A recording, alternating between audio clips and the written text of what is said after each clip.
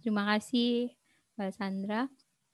Baiklah, Bapak Ibu sekalian, sambil menunggu materinya, pada hari ini seperti yang tadi saya sampaikan, saya akan memberikan berbagi sedikit pengalaman untuk penulisan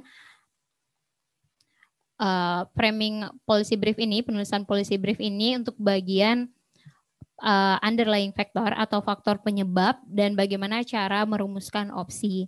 Nah, sebelumnya saya mungkin akan memberikan informasi dulu untuk struktur policy brief yang nanti Bapak Ibu dapat susunkan. Mungkin akan ada perubahan dari struktur yang telah Bapak Ibu buat dalam Fornas. Jadi kan tadi yang seperti Ibu Dian bilang, ini Mbak Tri di policy briefnya sebenarnya udah ada bagian apabila masalah diabaikan itu sudah ada bagiannya.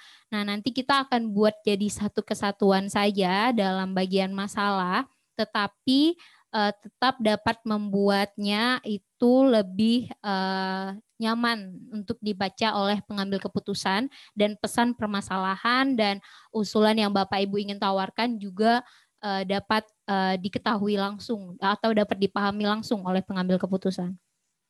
Baik, dari materi ini akan ada 3 hal yang akan saya sampaikan, yaitu mengenai underlying faktor atau faktor penyebab masalah, lalu mengenai opsi atau rekomendasi, lalu juga ada mengenai implementation consideration, yaitu pertimbangan implementasi. Nah, tetapi sebelumnya saya juga ingin sampaikan, karena policy brief Bapak Ibu nanti ini adalah berjumlah halamannya adalah 4 halaman, maka saya menyarankan Bapak Ibu tetap tulis saja dulu sebanyak-banyaknya, semampu-mampunya Bapak Ibu, untuk setelah itu nanti baru diringkas menjadi 4 halaman. Jadi ada dokumen yang dimana itu dokumen besar dari policy brief Bapak Ibu, tetapi juga ada dokumen ringkasannya. Jadi nanti ketika Bapak Ibu berhadapan dengan pengambil keputusan, karena proses pelatihan ini juga ada dialog kebijakan, Bapak Ibu juga memiliki bukti tentang misalnya tentang opsi, tentang kelayakan opsi Bapak Ibu, lalu pertimbangan dari implementasi dari opsi Bapak Ibu tersebut. Jadi tidak masalah, buat saja dulu policy briefnya dengan jumlah halaman yang sebanyak-banyaknya. Nanti untuk ke pengambil keputusan, Bapak Ibu buat dalam ringkasannya yang hanya 4 halaman. Karena ini penting, penting untuk memiliki lembar yang penuh, komplit, dan lembar yang ringkasnya seperti itu.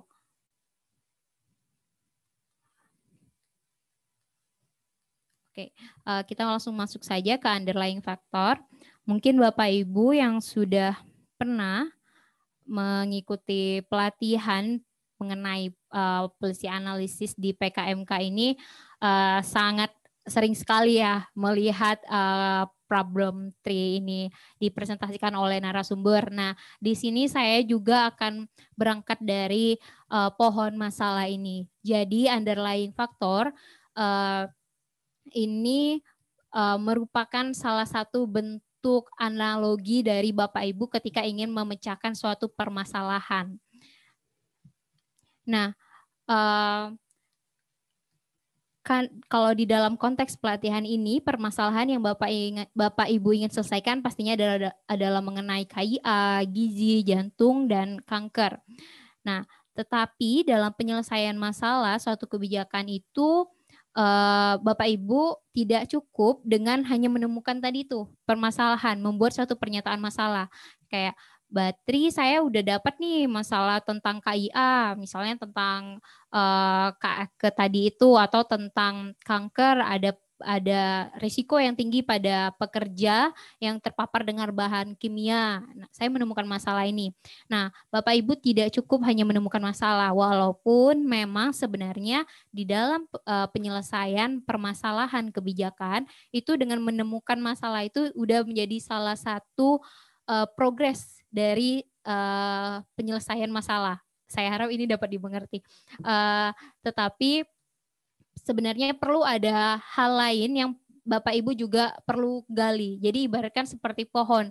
Untuk membuat pohon ini, pohon atau tanaman itu benar-benar tidak tumbuh lagi, maka Bapak Ibu perlu mengangkat ataupun memutus pohon itu dari akarnya. Kalau Bapak Ibu hanya memotong pohon itu dari bagian atasnya ataupun batangnya, itu dia kan nanti akan tumbuh lagi. Tapi kalau Bapak Ibu potong pohon itu sampai ke akar-akarnya, maka pohon itu tidak akan tumbuh-tumbuh lagi karena akarnya udah nggak ada. Begitu juga dengan masalah. Ketika Bapak Ibu hanya cukup mengetahui masalahnya, hanya cukup mengetahui konsekuensinya, tetapi Bapak Ibu masih belum ataupun kita masih belum dapat mengetahui akarnya apa, maka permasalahan itu tidak akan selesai, justru malah akan terus berkembang dan bisa menimbulkan permasalahan baru.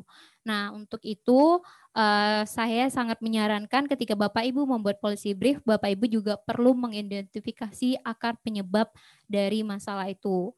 Jika Bapak Ibu tidak menemukan akar penyebab seperti yang disampaikan Ibu Sita kemarin, maka yang terjadi juga adalah error type 3, di mana permasalahan itu tidak, mohon maaf, maksud saya adalah di mana kebijakan itu tidak diselesaikan berdasarkan penyebabnya, tidak dan kebijakan yang diputuskan hanya berdasarkan bagian atas masalahnya saja.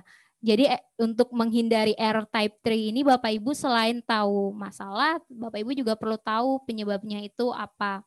Di Indonesia ini saya yakin masih banyak kebijakan-kebijakan yang memiliki error type 3 di mana kebijakannya A tetapi sebenarnya masalahnya B, seperti persoalan COVID saat ini.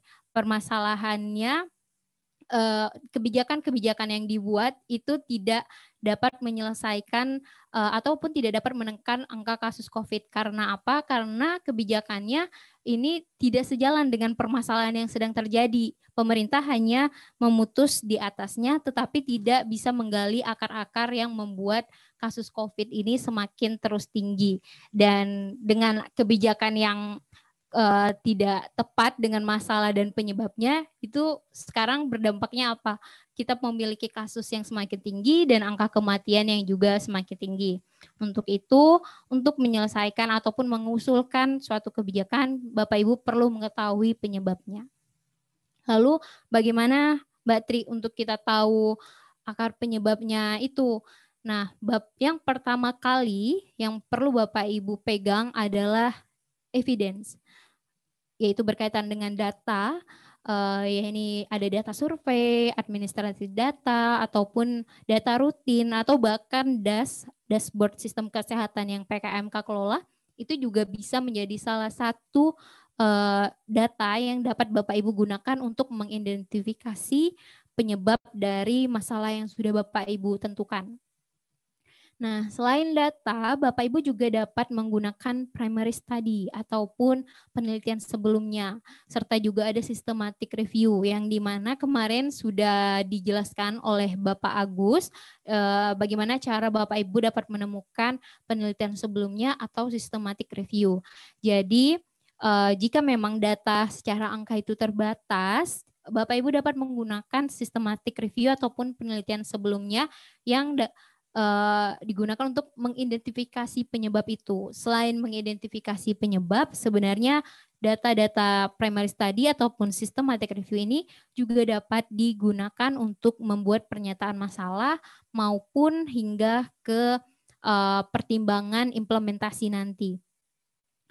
Lalu selain itu juga ada key informant interview, yang ini melakukan wawancara.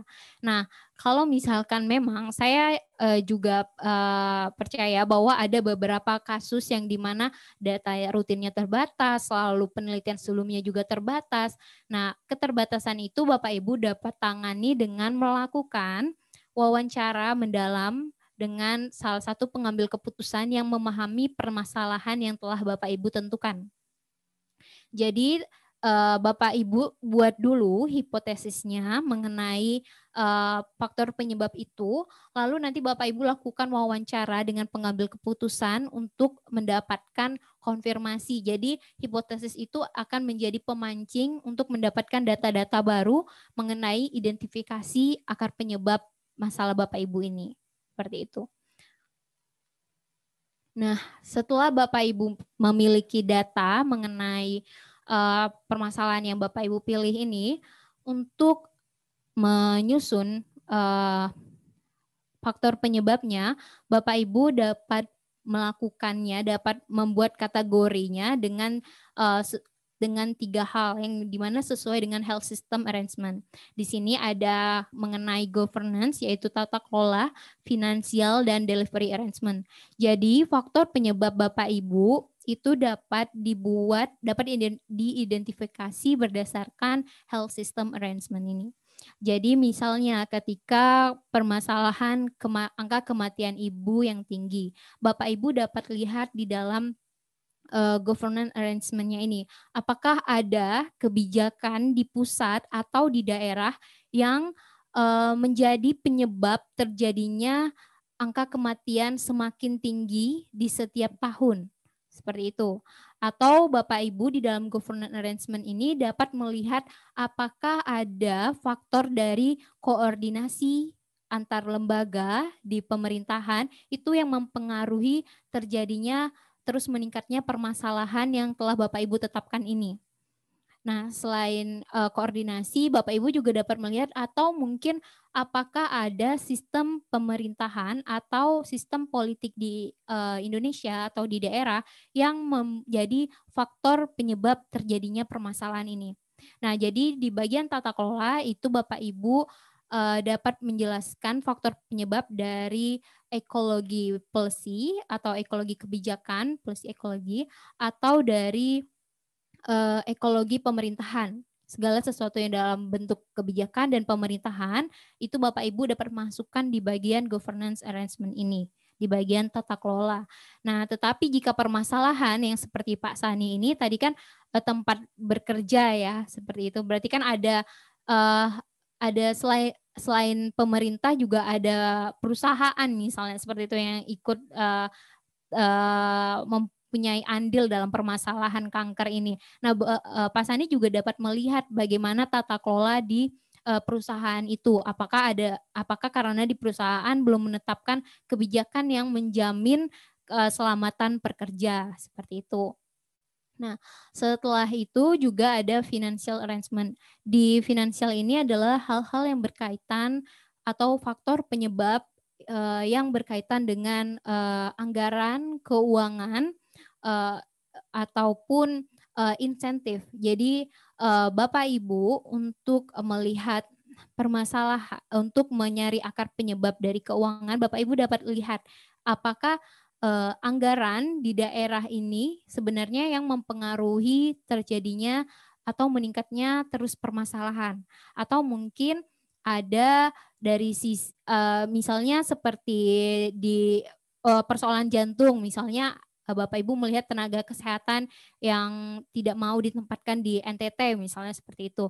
Nah, Bapak Ibu mungkin bisa lihat dari sisi keuangannya, oh karena insentifnya mereka rendah jika di NTT atau insentifnya kurang. Nah, itu perlu Bapak Ibu masukkan di bagian financial arrangement ini. Tetapi di financial arrangement ini Bapak Ibu dapat kembangkan pula, misalnya memang dari hal-hal yang lain, misalkan kayak seperti Pak Sani lagi, ini kan konteksnya juga berbeda ya. Dia juga Pak Sani juga pasti berkaitan dengan perusahaan, mungkin bisa dilihat dari sisi keuangan perusahaan. Dan selain keuangan itu juga saya sempat lupa, yaitu mengenai pajak. Ada pajak ini juga bisa masuk menjadi salah satu faktor penyebab di bagian financial arrangement. Seperti itu. Nah, setelah finansial di sini ada juga delivery arrangement. Nah, delivery arrangement ini mengenai ketersediaan kalau dalam konteks kesehatan berarti mengenai ketersediaan perawatan ataupun layanan kesehatan yang mempengaruhi terjadinya permasalahan tersebut. Tetapi selain mengenai pelayanan kesehatan ataupun ketersediaan perawatan, Bapak Ibu juga dapat memasukkan di delivery arrangement ini hal-hal yang berkaitan ataupun hal-hal yang di luar dari tata kelola ataupun finansial. Jadi nanti mungkin lebih jelasnya di delivery arrangement ini akan saya berikan contohnya langsung, karena di delivery arrangement ini merupakan faktor penyebab ataupun identifikasi faktor penyebab di bagian umum yang di luar dari tata kelola maupun finansial. Jadi kalau misalkan ketika Bapak Ibu mengidentifikasi akar penyebab, Bapak Ibu menemukan hal-hal yang ini kayaknya nggak bisa masuk di tata kelola, tapi juga nggak bisa masuk di bagian keuangan. Nah, Bapak Ibu dapat masukkan hal itu di bagian delivery arrangement sebagai faktor penyebab terjadinya permasalahan yang sudah Bapak Ibu tetapkan. Nah, kembali lagi saya tekankan dari ketiga arrangement ini, Bapak akan membantu Bapak Ibu untuk dapat menspesifikasikan ataupun membuat policy brief Bapak Ibu itu dapat lebih dapat lebih rinci ataupun langsung menuju permasalahan dengan Bapak Ibu mengidentifikasi ketiga arrangement ini. Jadi saya pengalaman saya menulis policy brief ketika membuat identifikasi penyebab dengan melihat tata kelola, keuangan, dan delivery arrangement itu akan memudahkan pengambil keputusan. Jadi ketika Bapak Ibu menyatakan masalahnya A, lalu Bapak Ibu mengatakan juga penyebab dari masalah ini dikarenakan tata kelola, finansial, dan di delivery arrangement. Di delivery arrangement ini saya sampaikan tadi, Bapak Ibu dapat menggantinya dengan hal lain. Nah, semoga ini bisa kebaca. Ini ada contohnya Bapak Ibu agar tidak bingung, seperti policy brief yang sudah disusun oleh tim PKMK, ya ini mengenai penanganan konsumsi minuman berpemanis. Di sini kami telah mengidentifikasi untuk bagian tata kelola ini disebabkan karena belum tersedianya kebijakan yang mendefinisikan dari produk SSB tersebut. Di dalam BPOM juga itu hanya mengkategorikan tetapi tidak memberikan definisi. Tidak adanya definisi ini ternyata telah mempengaruhi pengambil keputusan untuk terbatas menyediakan kebijakan-kebijakan dalam penanganan konsumsi SSB ini. Nah, selain itu juga ada financial arrangement. Nah, di financial arrangement ini kami menjelaskan tentang harga dari produk SSB itu yang masih rendah dan mudah untuk dijangkau oleh masyarakat, dan selain itu juga belum adanya peraturan mengenai kebijakan fiskal yang melekat pada produk SSB ini. Sehingga harga pasarnya di Indonesia juga rendah, dan ini berbeda dengan negara-negara lain yang sudah melekatkan pajak dalam produk SSB, yaitu pajak dalam hal ini adalah cukai, dan itu telah mempengaruhi tingkat konsumsi masyarakat. Nah, di sini Bapak Ibu dapat lihat bahwa di financial arrangement dalam policy brief ini tidak hanya mengenai anggaran, tetapi juga mengenai harga produk itu. Lalu juga saya memasukkan tentang pajak di sini, jadi tidak hanya mengenai APBD ataupun APBN. Jadi hal-hal yang berkaitan dengan keuangan dapat masuk ke financial arrangement. Nah, setelah itu delivery arrangement. Nah, di delivery arrangement seperti yang tadi saya sampaikan, Bapak selain mengenai ketersediaan perawatan ataupun pelayanan kesehatan, Bapak Ibu dapat juga memasukkan hal-hal lain yang tidak bisa masuk di bagian tata kelola maupun di bagian keuangan. Kalau di dalam policy brief ini, kami memasukkan tentang proses marketingnya. Di situ Bapak Ibu dapat baca ya, ini ada mengenai iklan televisi. Kami sampaikan bahwa iklannya ini disiarkan pada selama program anak-anak di Asia Pasifik, dan juga promosinya ini dilakukan secara luas, dan jam iklannya ini adalah jam-jam di mana saat anak-anak menyaksikan televisi tersebut. Nah, jadi di delivery arrangement ini memang dapat berupa umum yang tidak dapat masuk di tata kelola dan keuangan, seperti yang tadi saya tekankan lagi. Jadi selain kalau misalkan di dalam topik Bapak Ibu, selain mengenai perawatan ataupun ketersediaan layanan kesehatan, Bapak Ibu dapat masukkan hal-hal yang berkaitan dengan distribusi, promosi dalam permasalahan yang telah Bapak Ibu tetapkan itu. Saya persilakan mungkin jika ada yang ingin ditanyakan, karena kita akan masuk ke setelah ada yang nanti bertanya kita langsung ke latihan seperti itu sekitar 25 menit. Jadi konsep hari ini kita akan lebih banyak berlatih. Saya persilakan Bapak Ibu jika ada yang ingin ditanyakan atau masih ada yang kurang jelas. Ya. Apakah ada yang ingin ditanyakan? Kalau oh ya, ini Pak Sani ya silakan bisa langsung di unmute atau nggak bisa? Mau konfirmasi saja Mbak. Oh iya, silakan Pak. Jadi 3 komponen tadi dalam underlying factors itu harus ada ya, wajib ya? Iya. Nah berarti begini, untuk yang financial arrangement,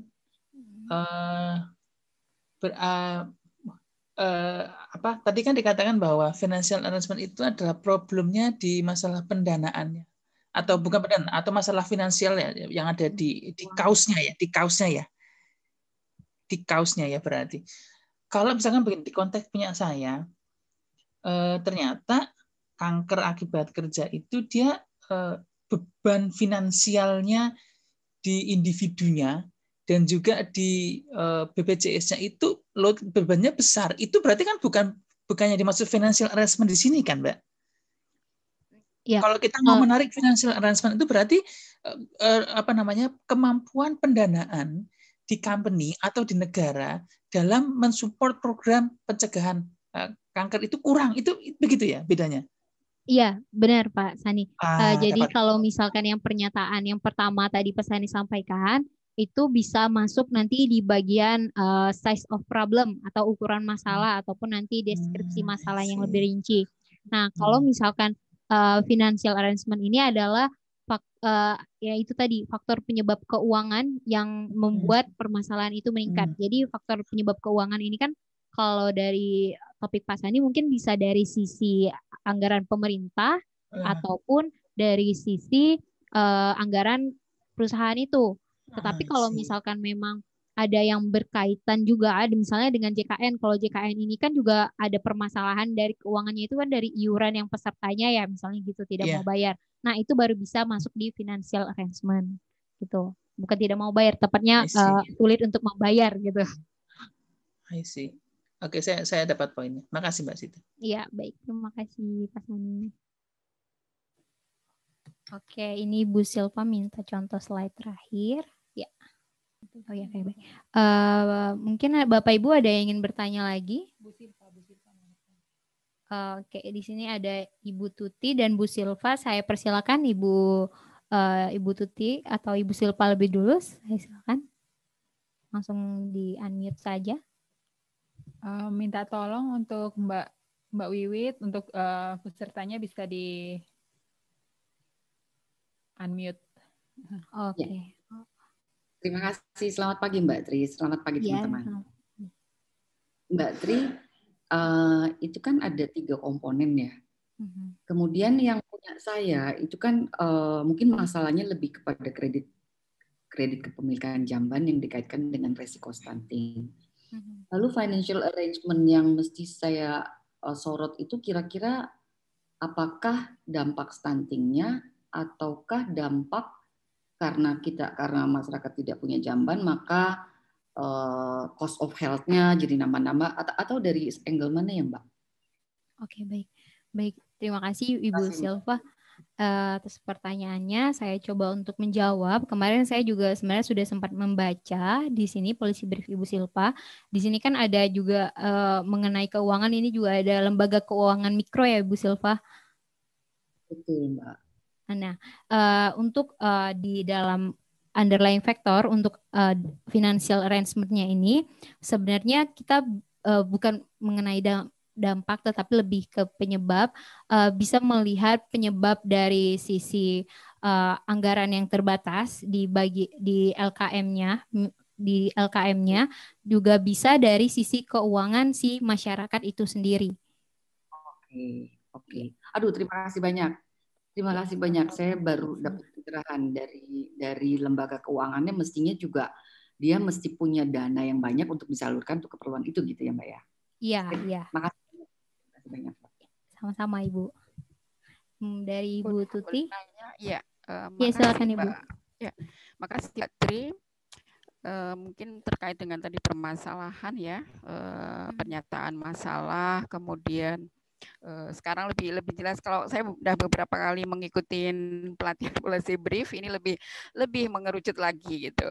Jadi lebih tahu. Kemudian apakah ketiga-tiganya, baik itu tata kelola, finansial maupun delivery, itu apa harus ada, kemudian dinyatakan secara tertulis di dalam policy brief atau hanya dalam bentuk kalimat. Biasanya sebelumnya kan tidak ada seperti ini. Ada, tapi langsung dalam bentuk kalimat saja. Kemudian permasalahan tadi perlu pernyataan, kan kalau masalah itu kan gap, kemudian kesenjangan.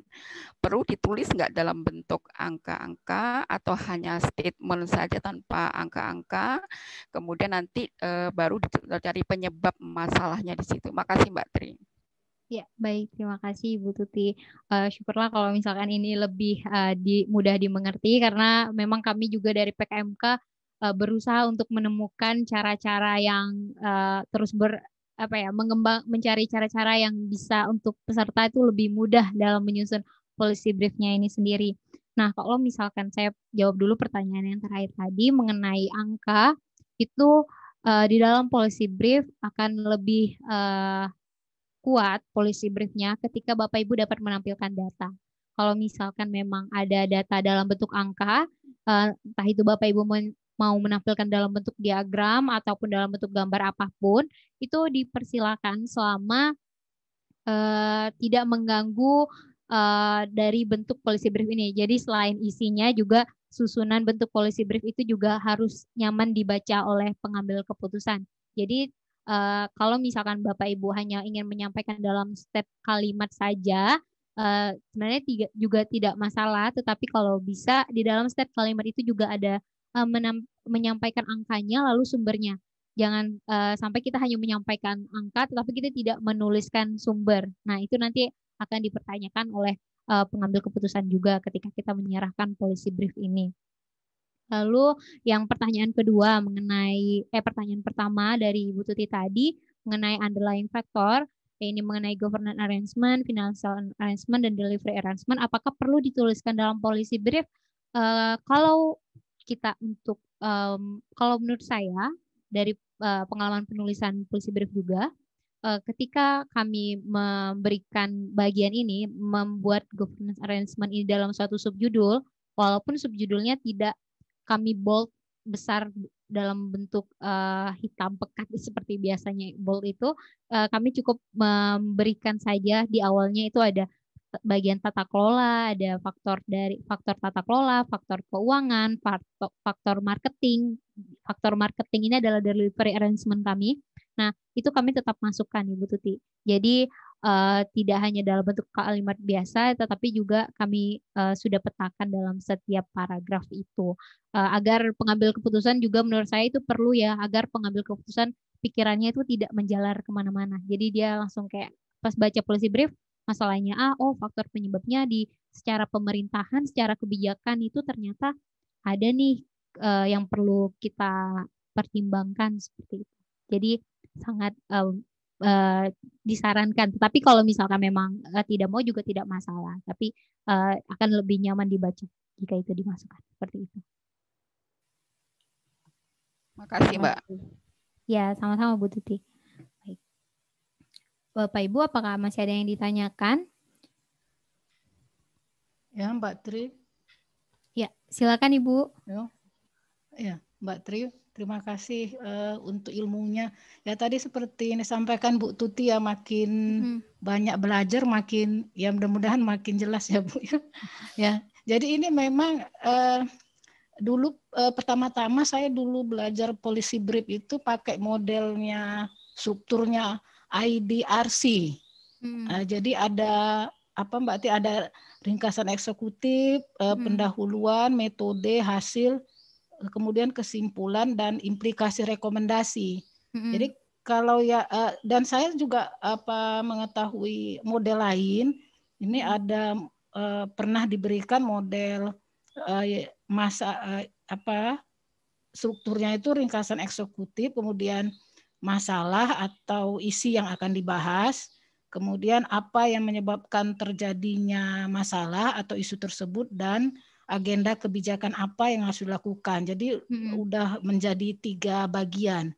Jadi setelah saya bandingkan antara 2 struktur ini, memang lebih simpel yang tadi hanya terdiri dari kalau yang IDRC itu kan terlalu panjang ya Mbak ya, dan tadi dari penjelasan Mbak Tri memang ada juga komponen yang di IDRC itu dimasukkan ke yang tadi, yang 4 tadi ya, seperti implikasi itu bisa dimasukkan ke dalam masalah atau isu yang akan dibahas. Jadi alhamdulillah saya sudah semakin memahaminya Mbak Tri, karena ternyata tadi setelah kita pelatihan atau diberi pemahaman mengenai penyusunan masalah, kemudian mungkin ini masuk bagian kedua ya Mbak Tri, ya, underlying ini, yang apa yang menyebabkan terjadinya.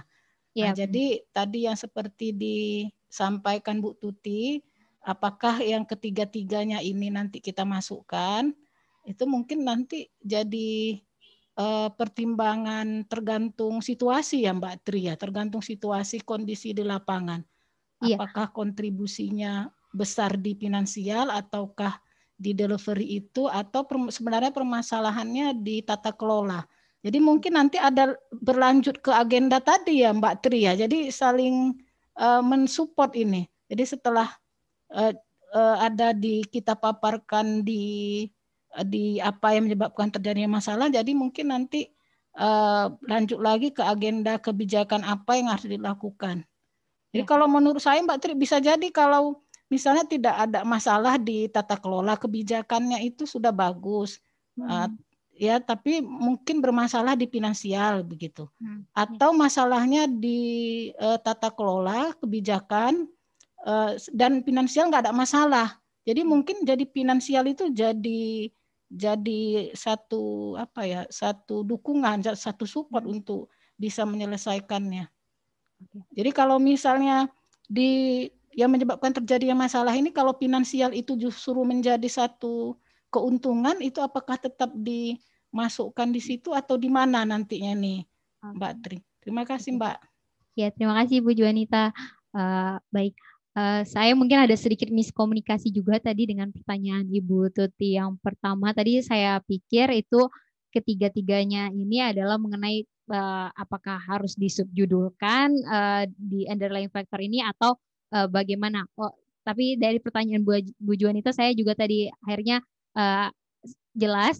Jadi memang untuk yang underlying factor, ketika permasalahan yang sudah Bapak Ibu tetapkan, jika nanti melakukan identifikasi tidak menemukan faktor penyebab di tata kelola ataupun di keuangan ataupun di salah satu atau bahkan keduanya dari underlying faktor yang tadi sudah saya jelaskan, tidak masalah, Bapak Ibu dapat fokus saja ke underlying faktor ataupun bagian arrangement yang dimana dia memiliki pengaruh besar dalam terjadinya permasalahan yang sudah Bapak Ibu tetapkan itu. Jadi kalau ketika misalkan memang di tata kelolanya sudah baik dari hasil identifikasi Bapak Ibu, maka tidak perlu ada lagi yang harus diperbaiki, ataupun merasa ataupun dari datanya tidak menggambarkan bahwa dari sisi tata kelola itu tidak membuat penyebab masalahnya ini semakin tinggi, maka Bapak Ibu dapat lari ke bagian keuangan. Kita dapat lihat dari sisi keuangannya. Mungkin dari sisi keuangannya yang sebenarnya mempengaruhi permasalahan itu terus terjadi dan terus berkembang seperti itu Bu Juanita. Jadi tidak harus wajib tiga-tiganya. Kalau misalkan untuk identifikasi faktor penyebabnya dapat dipilih, tetapi kalau misalkan memang merasa ketiga arrangement ini ditemukan ada, maka Bapak Ibu perlu untuk menampilkannya di dalam policy brief. Seperti itu. Apakah sudah cukup jelas Ibu Juanita? Mbak, bukan Bu Juanita, Mbak. Oh iya, maaf salah. Ibu Siti, maaf. Nggak apa-apa Mbak Tri. Soalnya jujur dari awal saya ikut di PKMK, Ibu Juanita sama Ibu Siti itu sedikit mirip. Iya, sama-sama orang Medan, Mbak Tri. Iya. Mbak, mau tanya Mbak, tadi kan kalau yang dari contoh yang Mbak buat yang tentang SSB tadi, ya, yang Gula tadi ya, itu kan panjang ya Mbak ya. Jadi kalau di policy briefnya itu memang ditampilkan panjang gitu kalimatnya atau gimana Mbak ya? Tadi kan Mbak identifikasi yang dari 3 faktor tadi, finansial, delivery, dan satu lagi tadi apa ya, yang itu kan panjang-panjang Mbak penjelasannya. Di policy briefnya gimana Mbak tampilannya? Terima kasih sebenarnya, Mbak. Ya, sama-sama Bu Juanita. Nah, ini benar Bu Juanita. Kalau misalkan di policy brief sebenarnya, ini justru lebih panjang loh Bu Juanita. Ini di PPT ini yang kami ambil ringkasnya aja, yang bagian poinnya aja. Di policy brief kami ini justru lebih panjangnya. Jadi kalau misalkan di dalam underlying faktornya nanti kalau buat policy brief Bapak Ibu dalam bentuk yang ringkasnya untuk pengambil keputusan itu dapat dibuat ringkas saja di dalam bentuk kalimat seperti itu, tidak masalah. Yang penting yang tadi saya sampaikan itu kalau misalkan memang ada datanya, Bapak Ibu sebutkan datanya, sumbernya apa itu disebutkan. Kalaupun mau pakai gambar atau pakai tabel atau pakai grafik itu juga tidak masalah sebenarnya, karena ini kalau dari PPT itu sebenarnya kalau dimasukkan dalam Word itu masih cukup untuk 1 halaman sih Bu Juanita. Jadi memang kita tidak masalah kalau misalkan dalam bentuk kalimat seperti itu. Terima kasih Mbak, ya cukup jelas. Ya, sama-sama. Dan saya juga mau informasi lagi ya Bapak Ibu, untuk pelatihan menyusunnya ini saya harap ada lembar kotor dan ada lembar bersih. Dalam lembar kotor yang saya maksud ini, Bapak Ibu punya lembar kotor yang dimana dokumennya ini komplit, jumlah halamannya banyak, nggak apa-apa lah, tulis saja dulu. Yang lembar bersihnya ini untuk pengambil keputusan itu yang 4 halaman saja. Jadi nanti ketika Bapak Ibu berhadapan dalam dialog kebijakan, Bapak Ibu udah punya lembar kotor kalau misalkan ditanya-tanya apa buktinya atau datanya apa seperti itu. Nah, itu ada di lembar kotor Bapak Ibu seperti itu. Kalau saran dari saya, karena kalau misalnya PB yang tadi yang saya contohkan itu memang kami langsung lembar bersihnya adalah 60 halaman, itu banyak. Tapi kami ada ringkasan eksekutifnya memang juga. Ringkasan eksekutifnya itu justru kayak jumlah halaman policy brief Bapak Ibu, yaitu 4 halaman. Nah, untuk itu kami, kalau saya sih menyarankan ada lembar kotor, ada lembar bersih, dokumen bersih Bapak Ibu untuk mengambil keputusan. Mungkin kita boleh ke latihan dulu ya Bapak Ibu sebelum lanjut. 4 halaman itu udah ada pertanyaan. Pertanyaan di kolom chat dari Dr. Sani. 4 halaman tadi itu apa sudah dengan referensi? Oke, baik. Terima kasih Dr. Sani. Kalau referensi, ya sudah bisa dengan referensi, cuma sebenarnya di dalam policy brief untuk referensi itu tidak, untuk di dalam tulisan ketika Bapak Ibu tulis, mungkin Bapak Ibu udah langsung menyebutkan sumbernya, tetapi untuk referensinya ini sebenarnya antara wajib dan tidak wajib. Beberapa ada yang mengatakan harus, beberapa ada yang mengatakan nggak perlu. Nah, tapi nanti mungkin bisa dilihat lagi sendiri konteksnya untuk policy brief. Jika memang cukup, Bapak Ibu membuat daftar pustaka, silakan dibuat. Tetapi kalau misalkan udah tidak memungkinkan untuk 4 halaman ini, mungkin bisa langsung citasi langsung aja. Yang penting ada di dalam citasi langsung itu. Tetapi Bapak Ibu sediakan untuk lembar referensinya ini di dokumen kotor Bapak Ibu sekalian. Karena pengambil keputusan itu sebenarnya jarang yang langsung melihat referensi. Yang penting ada sumbernya aja. Setiap Bapak Ibu membuat pernyataan itu ada sumber. Kalaupun misalkan itu asumsi, sebenarnya cukup kalau bisa dijauhkan dari membuat pernyataan dalam bentuk asumsi dalam policy brief. Jadi kalau misalnya ada pernyataan langsung dikasih sumbernya apa seperti itu, Pak Sani. Tapi gini Mbak, asumsi itu kan kalau kita dari data kan bisa toh? Iya kalau dari data. Iya kalau dari data tidak masalah Pak. Makanya tadi yang saya sampaikan, kalau misalkan itu ada sumbernya, silakan dimasukkan langsung saja. Jadi referensinya nanti kalau udah nggak cukup per halaman nanti saja gitu. Seperti itu. Baik.